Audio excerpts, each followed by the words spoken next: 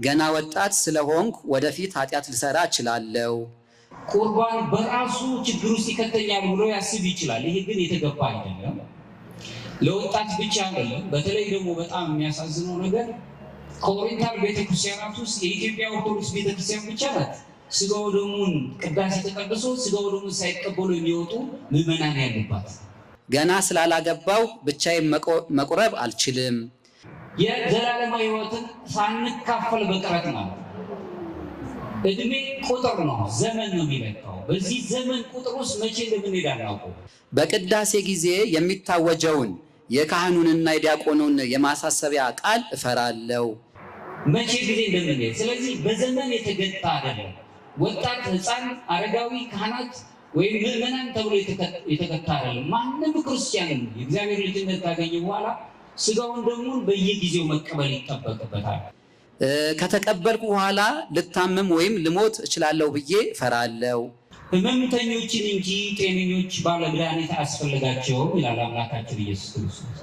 ስለታመምን ሕመማችንን ተሸከመ፣ በእሱ ቁስልም ተፈወሰ። ስለ ስጋው ደሙ ምንም ግንዛቤ ወይም እውቀት ስለሌለኝ ለመቀበል አልፈልግም። ጻድቃንን ሳይሆን ጻድቃንን ሳይሆን ኃጢአንን ወደ ንስሐ ልጠራ መጣሁ ይላል። በንስሐ እንድንቀርብ እንድንፈራ ሳይሆን ቀርበን እንድንቀበል።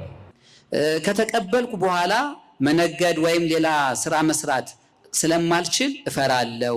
ይህንን በማቴዎስ ወንጌል ላይ ምዕራፍ 9 ቁጥር 12 ላይ የምናገኘው ይሆናል። በእነዚህና በመሳሰሉት ምክንያቶች ራሳቸውን ከቁርባን ያርቃሉ። በዚህ ሐዋርያን አበው ግን ምን ይላሉ? በተለይ ኦርቶዶክሳውያን ከሐዋርያን አበው ትምህርት ጋር ወይም ፓትሪስቲክ ቴዎሎጂ ጋር በጣም የተገናኘ ቁርኝት አለ። ጻድቃንማ ከእሱ ጋር ነው ያሉት። የዕለት እንጀራ ግን ያስፈልጋቸዋል። ይሄ ሁሉ ግን ከቤተ ክርስቲያን አስተምህሮ አንጻር እንዴት ይታያል? እንግዲህ ተመልከቱ። ወጣት የፈተና ዘመን ቢሆንም የወጣትነት ዘመን ፈተናውን ለማሸነፍ መለኮታዊ ኃይል ያለው ከኛ ጋር ሆኖ እኛን መስሎ የተገለጸው አምላካችን ስጋውን ቆርሶ ደሙን አፍስሶ የሰጠንን ስንቀበል እሱም በልተን ጠጥተን የዘላለም ሕይወት እናገኛለን።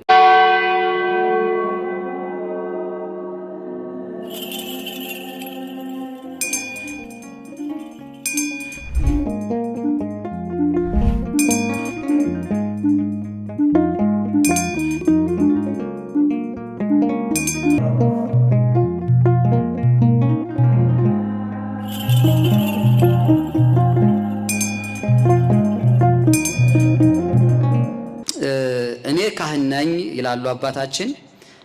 ወር በገባ በ14 የምታዘጋጁት የጥያቄና መልስ መርሃ ግብር በጣም አስተማሪና አስደሳችም መርሃ ግብር ነው። አሁን ለመጠየቅ የፈለኩት ብዙ ሰዎች ቅዱስ ሥጋውና ክቡር ደሙን ተቀበሉ ሲሏቸው ብዙ ፈቃደኛ አይደሉም።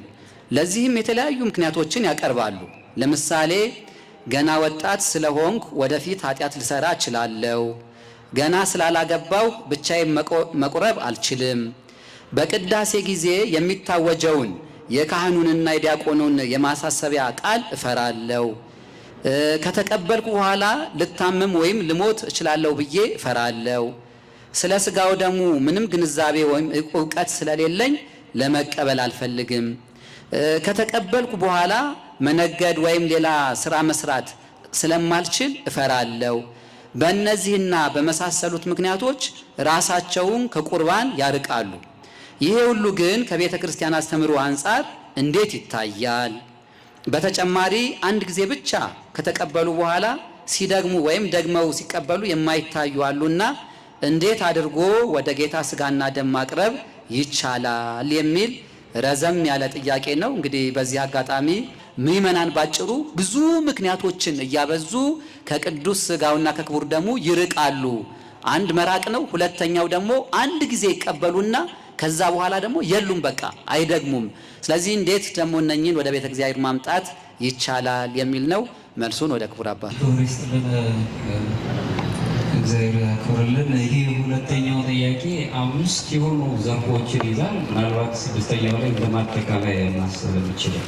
አንድ በአንድ ይሄ ሁሉም የሚጠይቀው ጥያቄ ነው። እኚህ ታላቅ ካህን ጉባኤውን ያዩታል፣ ይከታተሉታል። እንደው በአይምሯቸው የሚመላለሰውን ጥያቄ ግን መጠየቅ ስለፈለጉ ጥያቄው ምዕመናንንም ይመለከታል፣ ካህናትን ብቻ አይደለም። ስለዚህ በተለይም ደግሞ በጣም የሕይወታችን መሰረት የሆነው የምስጢራት ሁሉ አክሊል የሚባለው የምስጢራት ሁሉ ምስጢር ተብሎ የሚታወቀው ሥጋው ደሙ ምስጢረ ቁርባን ማለት ነው። ከእኛ የምስጢራት የቤተክርስቲያን ፈጻሚ አብያተ ክርስቲያናት መካከል አንዱ እኛ ኦርቶዶክሳውያን የኢትዮጵያ ኦርቶዶክስ ቤተክርስቲያን አንዷ ናት፣ ምስጢራት የሚከናወኑባት። ስለዚህ ከነዚህ ውስጥ ገና ወጣት ስለሆንኩ ኃጢአት ልሰራ እችላለሁ የሚል አንድ አስቀድሞ የሆነ ያለ ፍርሃት ይታያል። ስላላገባው ብቻዬን መቁረብ አልችልም የሚል እንደው መላምታዊ የሆኑ ነገሮች አሉት። በቅዳሴ ጊዜ የሚነገረውን ቃል ማስጠንቀቂያ በጣም ፈራዋለሁ የሚል ነው። ሰዋዊነት ነው እሱ። ተፈጥሯችን ራሱ ከፍርሃት ጋር የተያዙ ነገሮች አሉት። እሱን የሚያነሳለው ከተቀበልኩ በኋላ ልታመም ወይም ልሞት እችላለሁ። ይሄ በጣም የራቀ ከሰውነት አይምሮ በጣም የራቀ ነው። ሥጋው ደግሞ እንግዲህ በምን እንደተረዳ ነው ማሰብ አለብን። በአብዛኛው በባህላዊ ሕሳቤ ውስጥ ያለ ማህበረሰብ ለምንድን ነው የምትቆርበው? ጊዜ ደረሰ እንዴ? መሄጃ ፈልግሃለሁ የሚል አነጋገሮች እንሰማለን። ሥጋው ደግሞ ሕይወት መሆኑን ነው ቅዱስ መጽሐፍ የሚነግረን። ሌላው እንግዲህ ስለ ሥጋው ደግሞ ምንም ግንዛቤ የለኝም ነው። አንደኛው ምንም አይነት ግንዛቤ ስለሌለኝ ይሄ እውቀትን ከመፈለግ አንጻር ነው። ወደዛ መምጣት የሚችሉትን ነገሮች ነው። የመጀመሪያው ምናልባት ይህ ፍርሃት ያለበት ገና ወጣት ስለሆንኩኝ ኃጢአት ልሰራ እችላለሁ። ሰዎች በስህተት ውስጥ እንኳን ቢኖሩ ማለት ቁርባን ለንጹሐን ብቻ የተዘጋጀ ንጹሐን ብቻ እንዲቀበሉት የተደረገ ነገርም አይደለም። በዚህ ውስጥ እንደው ለንጹሐን ብቻ የተሰጠ ሽልማት አይደለም። እንደውም ለተዳደፉት ለወደቅ ነው ወድቀን ለምንነሳው የሚሰጥ ልዩ የሆነ የፍቅር የሚገለጽበት ነው። በተለይም ደግሞ ቅዱስ ጳውሎስ ክርስቶስን ልበሱት ብሎ ከገለጻቸው ሦስቱ ምስጢራት መካከል አንዱ ቅዱስ ቁርባን። የመጀመሪያው ልጅነታችንን ያገኘነው በጥምቀት ነው። በጥምቀት ስንጠመቅ ልጅነት እናገኝና እግዚአብሔርን ወደምንመስልበት አርአያ የምናገኝበትን እናገኛለን። በኋላ ሕፃኑ ልክ ከተጠመቀ በኋላ የሚያገኘው ደግሞ አንዱ ምስጢር የሚፈጸምለት ቅባ ሜሮን ይባላል። ቅባ ሜሮን ማለት ማህተብ ነው። ያገኘነው ልጅነትን ማንም እንዳይነጥቀን ያገኘነው ማህተብ ነው።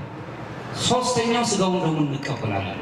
ምስጢራት ይፈጸም። እነዚህ ናቸው ክርስቶስን መምሰል ወደ ሱታፌ አምላክ የሚያደርሱን ተብሎ የሚገለጸው።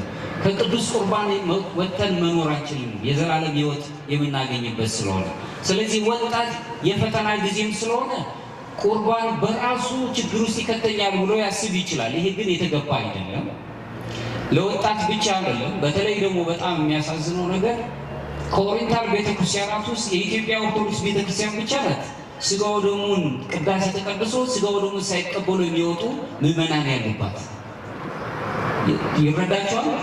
ይህ ማለት እንደው ምሳሌው እንኳን ምሳሌ እዚህ ሀጭት ቢሆንም አንድ በጣም ጠሪ የሆነ ደግ ሰው ወዳጃችሁ ድግስ ይጠራችኋል። ጠሪ አክባሪ ነው። እንግዲህ አክብሯችሁ፣ እናንተ ደግሞ ያከበራችሁን ማስደሰት ስለምትፈልጉ ድግሱ ላይ ትገኛላችሁ። ድግሱን አይታችሁ የደገስከው ወይ የደገስሽው እንዴት ያምራል እባክሽ ጥሩ ነው ደስ ይላል ብላችሁ ሳትቀምሱ እንደመውጣት ማለት ነው።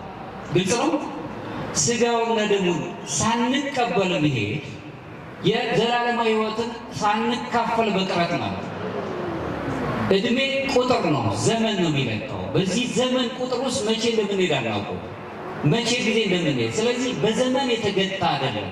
ወጣት፣ ሕፃን፣ አረጋዊ፣ ካህናት ወይም ምዕመናን ተብሎ የተገታ አይደለም። ማንም ክርስቲያን የእግዚአብሔር ልጅነት ካገኘ በኋላ ሥጋውን ደሙን በየጊዜው መቀበል ይጠበቅበታል። እዚሁ ላይ እንግዲህ ቅዱስ ጳውሎስ የማቴዎስ ወንጌል ላይ ስትመለከቱት ሕመምተኞችን እንጂ ጤነኞች ባለመድኃኒት አያስፈልጋቸውም ይላል አምላካችን ኢየሱስ ክርስቶስ። ስለታመምን ሕመማችንን ተሸከመ፣ በእሱ ቁስልም ተፈወሰ። ጻድቃንን ሳይሆን ጻድቃንን ሳይሆን ኃጥአንን ወደ ንስሐ ልጠራ መጣሁ ይላል። በንስሐ እንድንቀርብ እንድንፈራ ሳይሆን ቀርበን እንድንቀበለው። ይህንን በማቴዎስ ወንጌል ላይ ምዕራፍ 9 ከቁጥር 12 ላይ የምናገኘው ይሆናል። በዚህ ሐዋርያን አበው ግን ምን ይላሉ? በተለይ ኦርቶዶክሳውያን ከሐዋርያን አበው ትምህርት ጋር ወይም ፓትሪስቲክ ቴዎሎጂ ጋር በጣም የተገናኘ ቁርኝት አለ።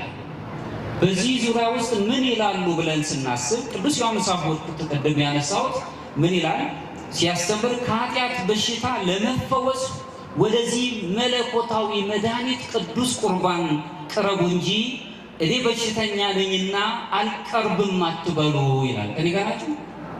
የሚድን ሰው ነው የሚቆርበው። ጻድቃንማ ከእሱ ጋር ነው ያሉት። የዕለት እንጀራ ግን ያስፈልጋቸዋል። እንግዲህ ተመልከቱ፣ ወጣት የፈተና ዘመን ቢሆንም የወጣትነት ዘመን ፈተናውን ለማሸነፍ መለኮታዊ ኃይል ያለው ከእኛ ጋር ሆኖ እኛን መስሎ የተገለጸው አምላካችን ስጋውን ቆርሶ ደሙን አፍስሶ የሰጠንን ስንቀበል እሱም በልተን ጠጥተን የዘላለም ሕይወት እናገኛለን። ይሄ በወጣትነት አያስፈልግም ብሎ ማስተማር በራሱ ችግር አለው። እንዲህ አይነት የባህል ተጽዕኖዎች አሉት። ኦርቶዶክሳዊነት የባህል ተጽዕኖ የተላቀቀ ነው። ከባህል ተጽዕኖ ጋር አይገናኝም። ኦርቶዶክሳዊነት ለነጽሮተ ዓለም ለነጽሮተ ስሉስ ቅዱስ የደረሰ እዛ ላይ የደረሰ ነገር ነው የምናየው። ስለዚህ ችግር እንኳን ቢገጥመን ድቀት እንኳን ቢያገኘን ንስሐ የምትባል ውብ ነገር አለች። መጽሐፈ መነኮሳት ሲናገሩ ይነሳል ንስሐ ተውበተ ጸጋ ምህረ ጸጋ። ንስሐ ማለት በልጅነት ያገኘናት በጥምቀት ካገኘናት በኋላ ያገኘነው ልጅነት እናገኝባት ሌላዋ የይቅርታ በረናት ነው የሚለው። ንስሐ ማለት ሊቃውንቱ ከሚያስቀቡት ነገሮች ምንድነው? ንስሐ ማለት መጸጸት ብቻ አይደለም። አሁን ለገባው ኃጢአት ዳግመኛ ይህንን ኃጢአት ላለመስራት ቃለ መሐላ መፈጸም ነው ከራሳችን ጋር። በዚህ ውስጥ መኖር ስንጀምር ተፈጥሮን እያከበርን ነው የምንመጣው። ወጣትነት ለዚህ ነገር ብዙ የሚያጎመጁ ነገሮች ይኖራሉ። ግን ዘመናችን በእኛ እጅ የተቆጠረ አይደለም፣ በአምላካችን እጅ ነው ያለው። ስለዚህ እሱን መስለን ለቤት ስጋውና ደግሞ መቀበል አለብን ሱታፊ አምላክ ለማግኘት። አንደኛ ይሄ ነው። ሁለተኛው ስራ ላገባው ብቻዬን መቁረብ አልችልም ነው። ይሄ ራሱ አሁን በራሱ ከባህል ጋር የተጣረሱ ነገሮች እንዳሉት ያሳያል። ኦርቶዶክሳዊነት ይህንን አይናገርም። በባህል ደረጃ ሳያገቡ መቁረብ አይቻልም የሚል ነገር የለም። ሳያገቡ መቁረብ የለባቸውም የሚል የለም። ማክበር መፍራት መልካም ነው። በኋላ ስለ ፍርሃት አነሳለሁ። ፍርሃቱ በምን አይነት መልኩ መምጣት አለበት? ቤተክርስቲያን እውነተኛ አስተምሯን ስንሰጠው ግን ቤተክርስቲያን ድንግል የሆነ ንጽሕ የጠበቀ ራሱን የቻለ የአእምሮ ንጽህና ተደግሎ ብቻ አይደለም፣ የስጋ ንጽህናም የነፍስ ንጽህናንም ይዞ ህሊናው ንጹህ የሆነ መልካም። አንዳንድ ሰዎች ያሉ ስታዩዋቸው የሚያስቀኑ ለምንም ነገር አይምሯቸው ከክፋት የጸዳ መልካም ነገር ብቻ የሚያስቡ እንደ የዋህ እንደ ሞኝ ይቆጠሩ ይችላሉ። ግን እግዚአብሔርን የሚያዩት እነሱ ናቸው። ንጹህ ልብን ያላቸው የዋህ የሆነ ሰው እግዚአብሔር ማየት የሚችል ኃይል ያላቸው። ቅዱስ ጳውሎስ ምን ይላል?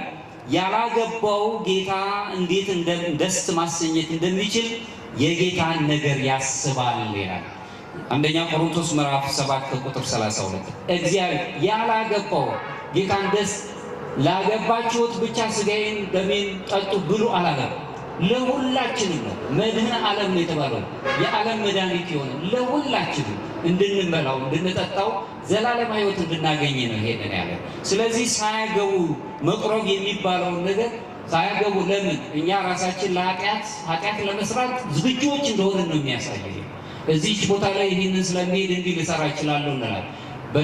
በነቢብ የሚሰራሉ፣ በገቢር የሚሰራሉ፣ በሐሳብ ባህልዮ የሚሰራል። ከእንደዚህ አይነት ነገሮች እንዲያወጣን ከፈለግን ኦርቶዶክሳውያን ከአሁን በኋላ ብዙ በጣም ሊቃውንት የሚያሰሩበት የውጭዎቹ ሊቃውንት በጣም የሚገርማቸው ብዙ ምዕመናን አለ።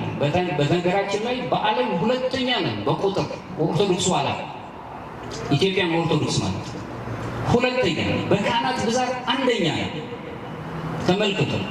እያንዳንዱ ካህናት በዚህ የእህት ቤተክርስቲያናት ላይ 40 ቀን ሕፃኑ ከ7 ዓመት ቀን ጀምሮ ንስሐ ይገባል። እሁድ ሊቆርብ ስጋውን ደግሞ ሳይቆርብ እሁድ ቀን ቤተክርስቲያን ሳይሄድ አይቀር የሄደ ሁሉ ስጋው ደሙን ይቀበላል። የሚከለክለው የለም። ከኃጢአት ነፃ ሆኖ በንስሐ ታጥቦ ይቀርባል። እኛ ስጋውን ደሙን የምንቀበለው ስለነጻን ጻድቃን ስለሆንን አይደለም፣ ለመንጻት ነው የምንቀበለው። ቅዱስ ለመሆን ነው፣ ወደ ቅድስናው ማዕረግ ለማድረግ ነው የምንቀበለው እንጂ ሁሉ ነገር ስላለቀልን አይደለም። ስለዚህ ይህንን ማሰብ መቻል አለብን። በድንግልና መኖሩ ራሱ ቅድስናው ሳይቋረጥ የምናይበት ነው። እንደው ከሰዓታችን ጋር ሶስተኛው ነው። በቅዳሴ ጊዜ የሚነገረው ቃል ማስፈራሪያ ስለሆነ በጣም እፈራዋለሁ። ከደሙ ንጹህ ነኝ የሚል አለ። ራሱን ይፈትን። እኔ ከደሙ ንጹህ ነኝ፣ ኃጢአታችሁ በራሳችሁ ላይ ይመለሳል። ይህንን ያለው ንስሐ ላልገቡት፣ ወደ ንስሐ ላልቀረቡ፣ ምክረ አበነፍሳቸውን ላላዩት ሰዎች ምዕመናን ይህንን አዋጅ የሚነገረው እይቅረብ እያለ ቅዱስ ዲያቆኑ ራሱ ይናገራል። በልቦናው ቂም የያዘበት ነው። አሁን እኔ በልቦናው ቂም ስለያዝኩ ልውጣ ብለን የምንሄድባቸው ነገሮች አንደኛው በጣም የበደል ቂምና በጣም ደግሞ ነፃ የማያደርጉን ነገሮች ይበዙና አንዳንድ ጊዜ ሰነፍ የሆነ ትሕትና ውስጥ እንገባለን። አይገባኝም የሚል ግልጽ ነው አይደል? የስንፍና ትሕትና ነው። ያንን አይገባኝም የምንለው ተገብቶን አይደለም ክርስቶስ ወደኛ የመጣው። ነገር ግን ባይገባንም ግን እሱ ወደደን መጣ።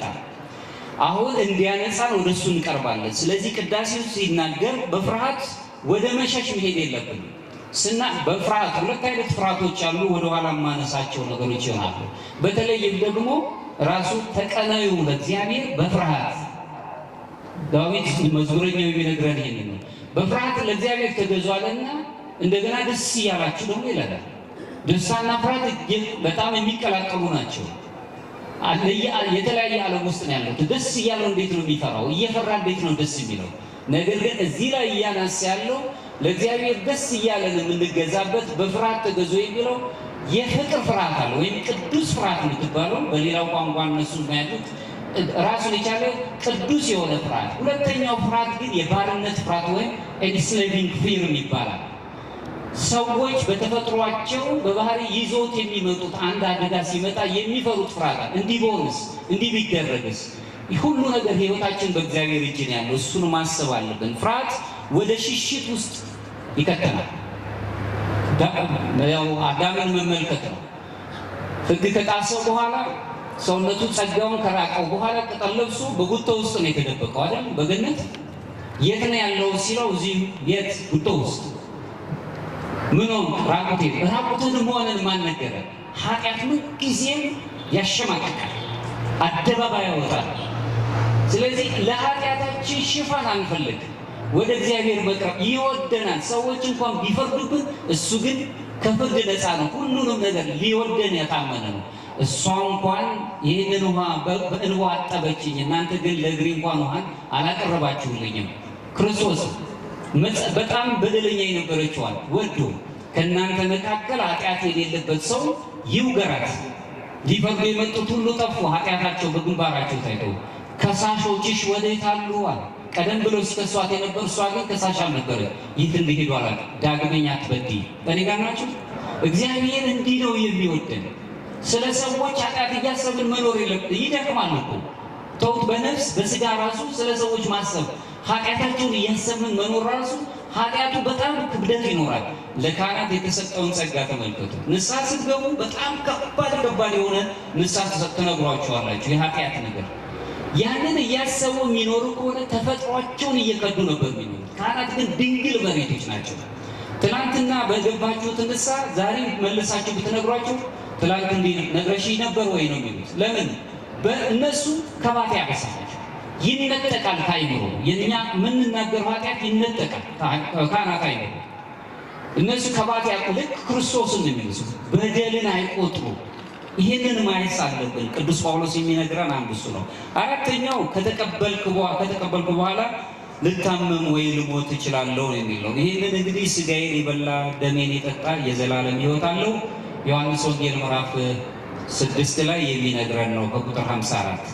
አባቶቻችን ደግሞ እዚህ ላይ ሐዋርያን አበው ሲያስቀምጡ ምን ይላሉ? በተለይም ደግሞ በዚሁ ምዕራፍ ላይ የምንመለከትባቸው ቅዱስ ጳውሎስ ሲናገር ስለዚህ በእናንተ ዘንድ የደከሙና የታመሙ ብዙዎች አሉ፣ ሙተውም ያላንቀላፉ ጥቂቶች አሉ። ሰው በሕይወት እያለ ይሞታል ማለት ነው። ሞት ብዙ አይነት ነው ማለት ነው። ስጋውን ደሙን መብላት መጠጣት ካልቻለን እየሞትን ነው ማለት ነው። በምድር ላይ ሞተናል። ዘላለማዊ ሞት እንዳያገኘን ስጋውን ደሙን መቀበል አለብን። ወጣትነት ዘመን ጋብቻ ወይም ደግሞ የተሰጠው ከደሙ ንጹህ ነኝ የሚለው ያ ከደሙ ንጹህ ነኝ እንድንፈራ አይደለም።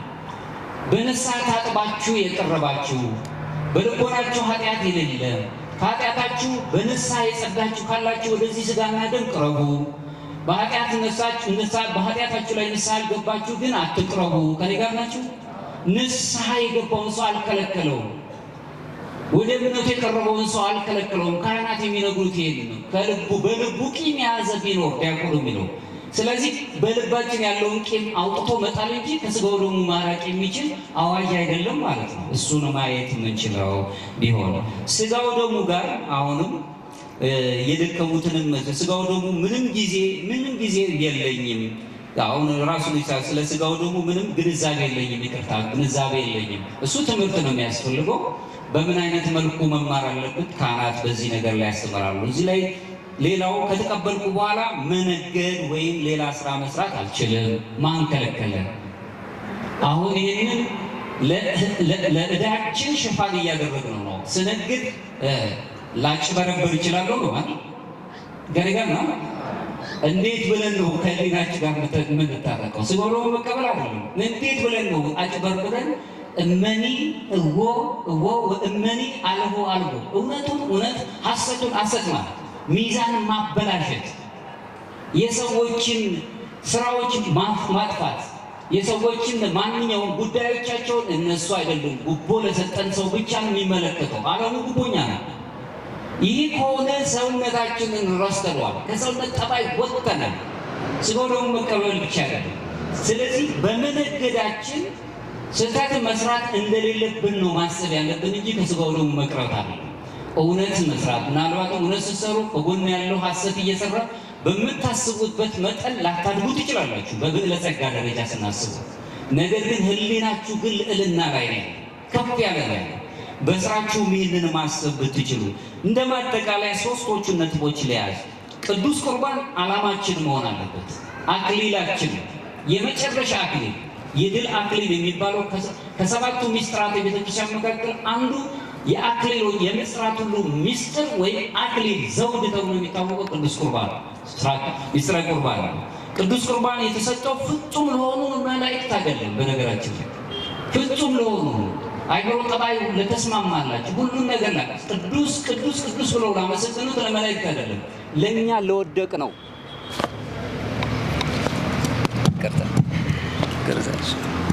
ለእኛ ለወደቅ ነው፣ ለአዳም ልጆች ነው ቅዱስ ቁርባን የተሰጠው። መላእክት ቅዱስ እያሉ እየተመገቡት ይኖራሉ። ምግባቸውም ማመስገን ነው። የሰው ልጆች ተፈጥሯችን ምስጋናን ማቅረብ፣ እግዚአብሔርን መስሎ መኖር ነው።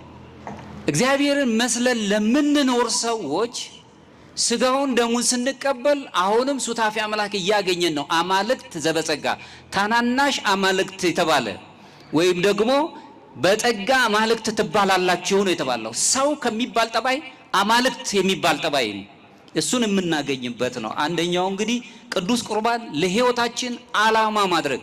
ዘመን ወጣት ነኝ፣ አላገባሁም፣ እንዲሁም ደግሞ ልሳሳት ይችላለሁ። ሰው ይሳሳታል፣ በንስሐ ይመለሳል።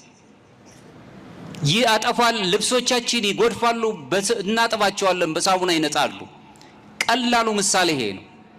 ሰው ይበድላል፣ በንስሐ ይመለሳል። ሁልጊዜ እስከ መጨረሻው ድረስ ንስሐን ገንዘብ አድርገን እንሄዳለን። ሌላ ሁለተኛው የንስሐን ስርዓት በደንብ እንረዳ። በንስሐ ስርዓት ውስጥ የምንኖር ከሆነ ይሄ አያስጨንቀንም። አሁን የተነሱት አምስቱ ነጥቦች ማንኛውም ሰው ፍርሃት ሊኖረው ይችላል። የኃጢአትና ፍርሃት የምናስተናግድበት ልዩ የሆነ መንገድ ላይ ነው ያለነው። ይሄ ዓለሙ ራሱ ፍርሃት አለበት። ምን ሊከሰት ይችላል? ሁልጊዜ አሁን ከዚህ ስንወጣ ራሱ ፍርሃት አለብን። ምን ሊከሰት ይችላል ብለን ነው የምናስበው። ኑሯችን ራሱ ፍርሃት ነው። ህይወታችን ፍርሃት ያለው ነው። ከዚህ ፍርሃት ግን እንድንወጣ ሰዋዊው ጠባይ አለ። ከዚህ ፍርሃት ለመውጣት ግን እግዚአብሔር አምላካችን ራሱ ደግሞ ለክርስቲያኖች ያዘጋጃት ንስሐ የምትባል የይቅርታ በር አለች። በይቅርታ በር ውስጥ እግዚአብሔር ይጎበኘናል። እሱን ማሰብ ብንችል። ሌላው ቅድም አባታችን ያነሱልን ረዳት ፕሮፌሰር አባታችን እግረ መንገዳችን በነገራችን ላይ የቅድስት ሥላሴ ዩኒቨርሲቲ የዛው የጥናትና ምርምር የምርምሩ ማዕከል ዳይሬክተርም ናቸው። የእናንተ አባት ብቻ አይደሉም። ከኔ ጋር ናችሁ? አዎ። ለዛም ላይ አሁን ከምናስባቸው አንዱ ነገር ቅድስት ሥላሴ ዩኒቨርሲቲና የትልቁ ገዳም አብሮ እንዴት መስራት አለበት የሚልም ደግሞ ጥናቶች አሉ። በአባታችን ፕሮፖዝ የተደረገ በዛው አብረን መምጣት እንችላለን። እዚሁ ላይ ቅድም ሲናገሩ አባታችን ሲያነሱ ሰይጣን በራሱ ደግሞ አንዳንድ ጊዜ ደጋግ የሆኑ ነገሮች ለራስ እንወስድና የከፋ ነገር ርኩስ መንፈስ አስቶን ነው እንላለን። አንዳንድ ተመልከቱት በደንብ አንዳንድ ጊዜ የማያውቀው ሊሆን ይችላል። የኛን ጥፋት ወደ ሌላ ሁሉ እናደርጋለን። የሰይጣን ተንኮልን መረዳት አለብን። ሰይጣን ራሱ ሰዎችን ከእግዚአብሔር ለመለየት የሚጠቀምበት አንዱ ሐሰተኛ ትህትናን ያመጣል። አይገባህም እኮ መቅረብ የለብህም ከኔ ጋር ናችሁ። ከዚህ መንፈስ መውጣት አለብን። ይህንን በማለታችን ከስጋው ደግሞ በመራቃችን ሕይወት አናገኝም። ሐሰት የሞላበት ትህትና አያስፈልገንም። ራሱ ትህትና አብዝቶ ትህትና ከሞኝነት ቁጥር ነው ይላሉ ሊቃውንት ሲናገሩ። አግባብ ያልሆነ ትህትና ሃይማኖትን የሚመለከት ነገር እየተነሳ ምን አለ ትሁት ልሁን እንዲህ አይደለም።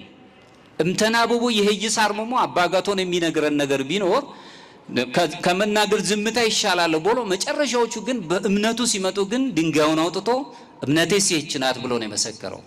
ሐሰትን የሚመስል ትህትና እንደው ምናባዊ የሆነ ትህትናዎች አሉ። እኔ እኮ ትሁት ነኝ የምንለው ግን ይሄ በምናባዊው ዓለም እንድንኖር ነው የሚያደርገን እንጂ ወደ እግዚአብሔር አያቀርበንም።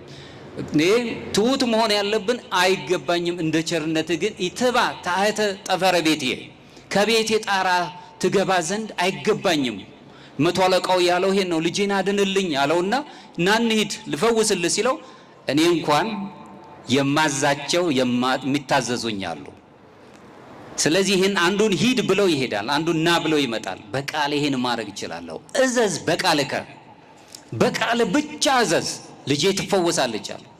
እምነት አገኘበት፣ ትህትናን አገኘበት፣ ጥበብን ተረዳበት። ከኔ ጋር ናችሁ?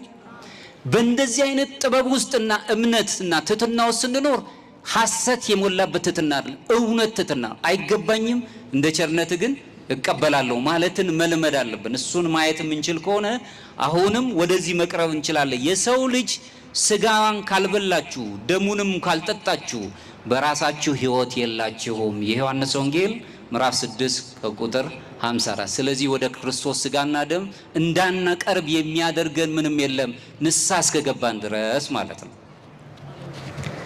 ለአባታችን ቃለ ሕይወት ያሰማልን፣ ቃለ ሕይወት ያሰማልን፣ በጸጋ በበረከት በረድኤት ይጠብቅልን። በጣም ረዘም ያለ ጥያቄ ነው። እንደገና ደግሞ የተሰጠው መልስ መሰረታዊ የሆነና ሁላችን ልንጨብጠው የሚያስፈልግ ነው። አሁን በእርግጠኝነት እስቲ እንደው መቼም በመድኃኔዓለም ታቦት ፊት ነው ያለነውና እየቆረባችሁ ያላችሁ ስጋው ደግሞ እየተቀበላችሁ ያላችሁ እስቲ እጃችሁን አውጡ። እስቲ በታቦቱ ፊት ስለሆነ ምንም እንትን የምንለው ነገር የለም። ስለዚህ አሁን ስናያያችሁ 25% እንኳን አይሆንም ማለት ነው። ቆራቢው በጣም ትንሽ ነው ማለት ነው። ለምንድን ነው አሁን እዚህ ሁሉ ያለው ሁሉ እጁን ላያወጣ ያልቻለው? ለምንድን ነው? ወንዶቹ ሴቶቹ እድሜያችሁ ወጣት ስለሆነ ነው? ህፃናት ስለሆንን ነው? ተማሪዎች ስለሆናችሁ ቢዚ ስለሆናችሁ ጊዜ ስለሌላችሁ ነው? ምንድን ነው ምክንያቱ? አሁን እርግጠኛ ነን። እስቲ ያንዳንዳችሁ ነው እዚህ ጋር ቆሙና ምክንያታችሁን ተናገሩ ብል አሁን ከተነሱት ነገሮች አያልፍ እዚህ ጋር የተዘረዘሩት ነገሮች አሉ ወይ? ስለ ስጋው ደግሞ በቂ ግንዛቤ የለኝም ምን ልንሆን እንችላለን? ወይ ደግሞ እኔ ገና ወጣት ነኝ ብዙ ነገር ሊያጋጥመኝ ይችላል ወደፊት። ቅድም አንድ የተነሳ ነገር አለ። ጓደኛ ሊያስኩኝም ወደፊት ጓደኛ የሚመጣው